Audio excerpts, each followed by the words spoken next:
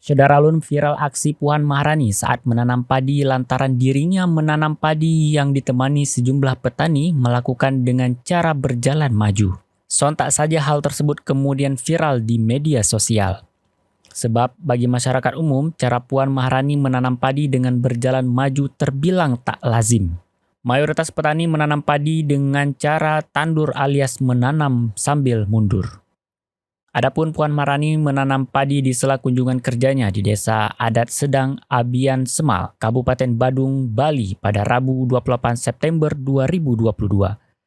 Dalam postingannya itu, Puan Maharani sebenarnya sudah menjelaskan bahwa cara menanam padi di Desa Adat Sedang memang berbeda dengan daerah lainnya.